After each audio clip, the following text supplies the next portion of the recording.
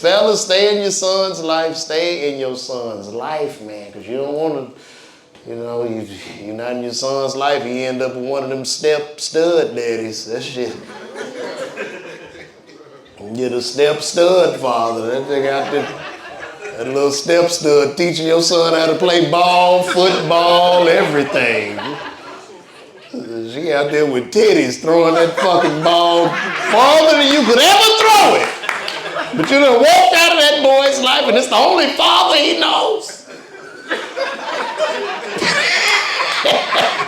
It's that fucking stud. Stay in that fucking boy's life, shit. But you know, there's a lot of successful men that didn't have fathers in their life. Like, you know, LeBron James didn't have a daddy, billionaire. Elon Musk, his father wasn't shit. Turned out to be a billionaire. Jeff Bezos, father wasn't shit, billionaire. Steve Jobs' father wasn't shit, billionaire. And here I am in my son's life. I'm really thinking about leaving this nigga. Look, he's 9 right now, but you know, it's just, I think I might need to leave. So he had that chip on his shoulder. He'd be mad, you know? Right now he's sitting around watching YouTube, eating Cheetos. You know, I gotta give him something to be mad about. If I leave him now, he'd be upset. That hate for the father will drive him to heights that he'd never realize. I think I could be doing this boy a disservice. Yeah, LaVar, because, you know, think about it, you know, LeBron, what if his father would have stayed in his life? He could end up being a 6'9" warehouse manager. Because he didn't have the drive. He wasn't mad, he wasn't angry. If I was LeBron's daddy, I would have showed up at that draft. I'd have been right there. Fuck you, Dad. I'd have looked at him, son, I did this for you. I would have stayed in your fucking life. You've been down there at the fucking warehouse. But look at you. You made it to the league. You're doing great things now. So. It was easy to leave your family back then. 70s, 80s, 90s. For all this social media and cell phone, you would just leave your family. Couldn't nobody find your ass. You know the last thing men said to their family before they left, hey, y'all want something from the store? And they never saw daddy again. 30 years went by. You didn't see him no more. He got out of there. He started him a family across town. You leave your fucking family now, you know, they on your Facebook, your Instagram, they making nasty comments, you gotta block them. It's just too hard. That's why it's hard to get side pussy now, because they'll blackmail you. These bitches will blackmail you. You can't just, you know, let me get $40. I ain't got $40. Well, I'm gonna send this picture to your wife. Bitch, take the money, fuck. You walking on eggshells. You can't even fuck around. That's why I just fuck prostitutes. That's their problem. And I make sure they give me a receipt. You just give me a receipt with that pussy, because I need to have some documentation of this transaction. I don't want nobody to think you was my girlfriend. That's what's happened now. Society is fucked up. We're in weird times. Society is fucked up. We all on these phones, watching this shit. And I went to the Apple store while I was out here. I was in Somerset. I went to the Apple store and they let me try out those Apple Vision Pro goggles, okay? I put this shit on. When these things scale and get cheaper, you know how we all look at the phone. We all on the phone. Everybody got a fucking phone. Listen, when these goggles scale and they become cheaper and better, society is fucked. I'm telling you, I put this shit on. The shit looks like this, like in these goggles. I went to Paris. I went to Antarctica. I touched a pig, a rhinoceros. I saw whales.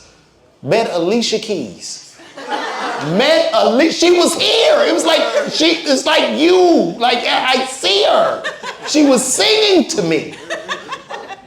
And I'm thinking to myself, my God, wait till porn picks up on this shit. You women are cooked. You don't even stand a chance. You don't stand a chance. When Pornhub gets inside of them goggles, it's over. You're gonna walk in on your man ass naked and some goggles just.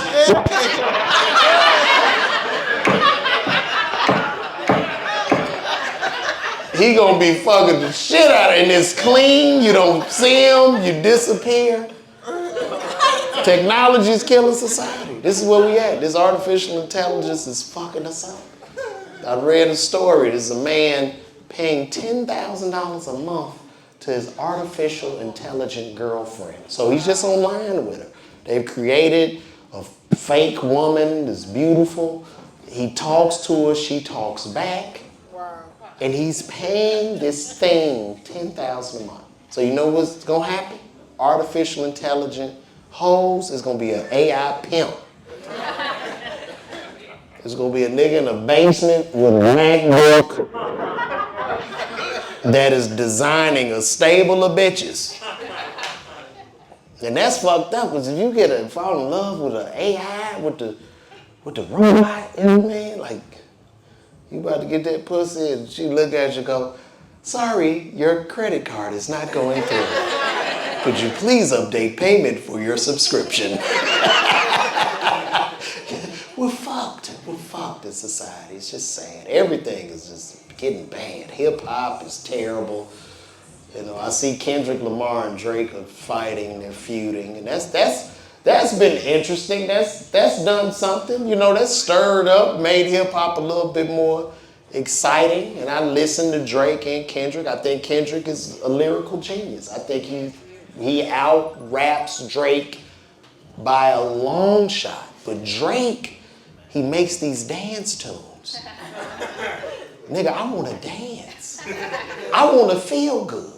And it's no shot to Kendrick, but I just don't want to be in the club with a thesaurus and dictionary trying to figure out this nigga's riddles.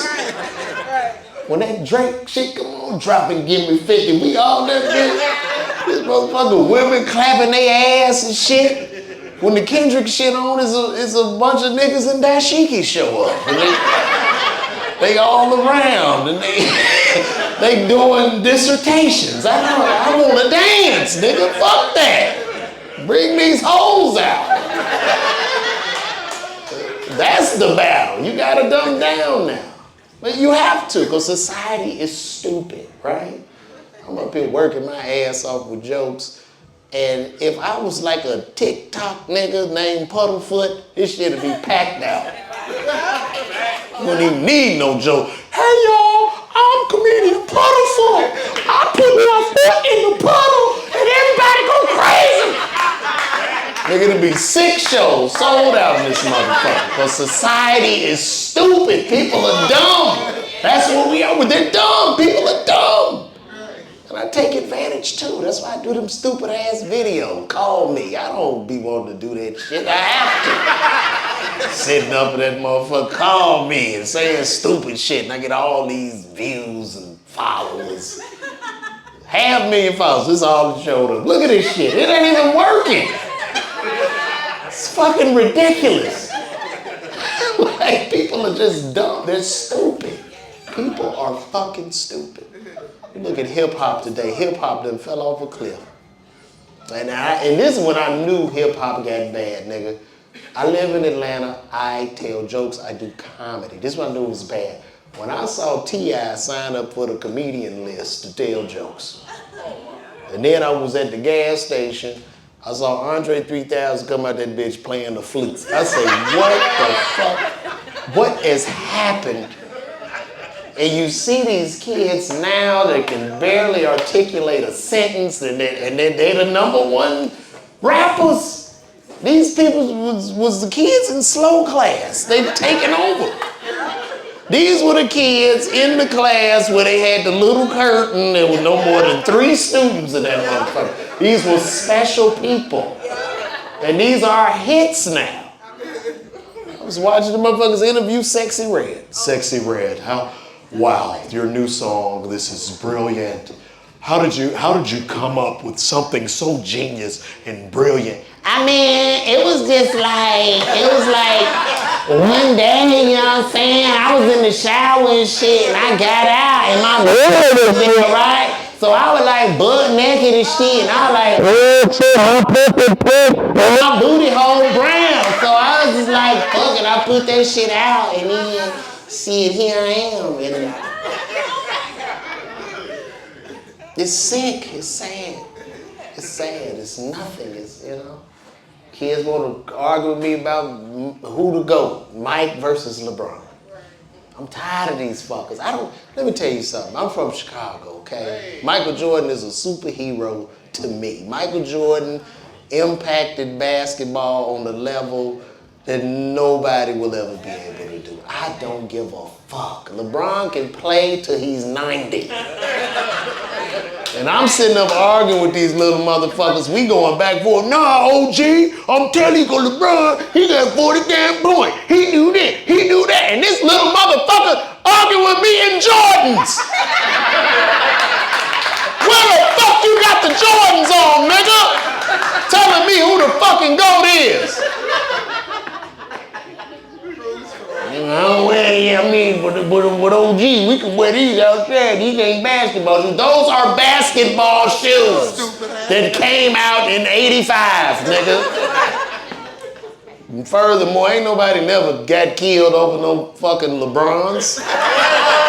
You know how many lives was sacrificed over Jordans, nigga? You know how many niggas died over some mics? That shows the level of greatness, nigga. That's like a goat sacrifice. A real goat sacrifice. Live in Detroit, a young man was stabbed to death over his Michael Jordan gym shoes. Never heard that shit with no fucking LeBron. Now LeBron putting pressure on that boy to play in the NBA. Now, I'm no NBA, I can't hoop, I'm not a sports guy, but I saw some of Bronny's stats, 5 points a game in college.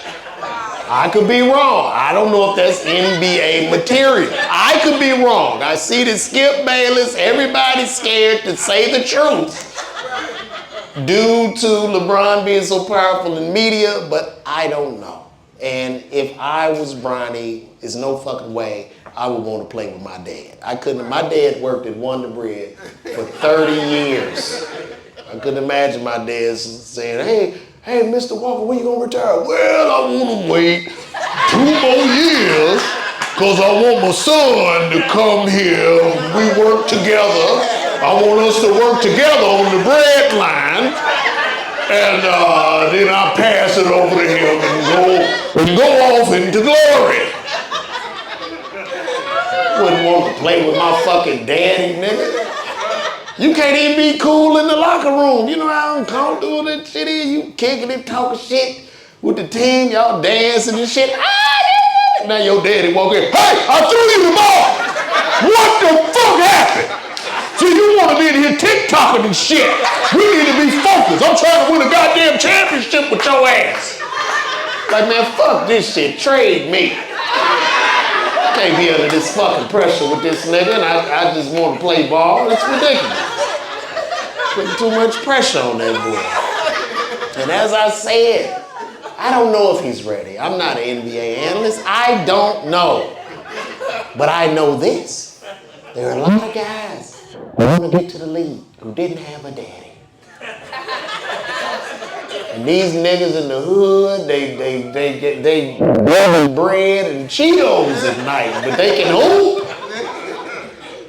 You telling me they ain't making this nigga a target? You crazy. They got Bronny Jr.'s picture on their wall. I'm gonna kill this nigga, man. Nigga got a daddy and a family too, nigga. What? This nigga's ass is mine when I get on the fucking court. They gonna be gunning for this nigga. Motherfucker ain't felt no fucking pain. He been rich his whole fucking life. Had maids and shit. Them little motherfuckers gonna be on his ass. And I know this because I have a son in private school. My son play flag football, man. And it's like in a park league, but the school is like, the private school's in the park league, so the neighborhood kids come to play. They be whooping our ass. It's fucking ridiculous. Them little motherfuckers be working out and shit. Their mama on the side, Craving, get the ball. All of them got that Vion in their name, that Quay, that Vion, that Eos. It's either Eos or Eon. All them little motherfuckers. They catching the ball, back flipping, just killing our children. Because these kids are under great pressure. They got all the hood on their back. One gotta make it. One has to make it. I'm the only daddy out there with stud fathers. To Craving, get the ball! Killing my kid. My son don't know what the fuck going on. One of the parents that go to the school say, that little motherfucker ain't 9, he got to be 16. I said, no, that nigga's 9 with 2 kids. And this is what's gonna happen to our poor Bronny. Shit, it's fucked up. Society is collapsing. It's collapsing right in front of our eyes. People not having kids no more. The internet is all fucked up. Just single, beautiful women. It's ridiculous. And these little niggas run around with their nails painted. And I'm not saying, look, I don't know if they gay or whatever. Maybe it's a trend. Because remember, we got our ears pierced. So I give them that, right? Remember, we get our ears pierced.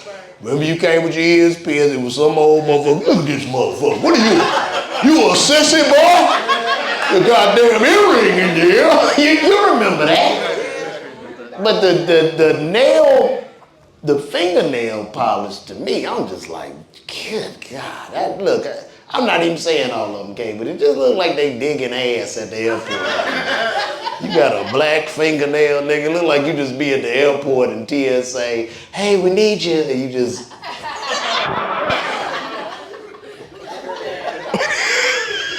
Yep, I found it. It's right there. It's fuck. I don't even talk to your ass. No fucking black fingernail. That shit is just disgusting to me. And I live in Atlanta. There's a lot of gays, a lot of gay dudes. Nigga tried to holler at me. Tried to holler at my ass, huh? He did it. No, don't do this. We not doing it. We ain't got there yet. Let's slow this down. We ain't got the Diddy yet. But the nigga tried to holler at me, and I didn't get upset. I wasn't mad. He thought I was cute or handsome. But the only thing that pissed me off about this whole exchange was that this nigga looked just like me. And I told him, I said, look, brother, I'm not gay, but if I was, I can do better than me. And what kind of narcissistic shit is this? You want a nigga look like you. And I see gay niggas like that. Would a nigga look like them? That's fucking stupid. Niggas looking like brothers. No, this my husband. That's your brother? No, my husband. Fuck out of here. At least switch it up, motherfucker. Get you some variety in your life. Fuck you want to fuck you. And you don't even need her. You could just jack off. Look in the mirror. Shit, it's sad. Huh?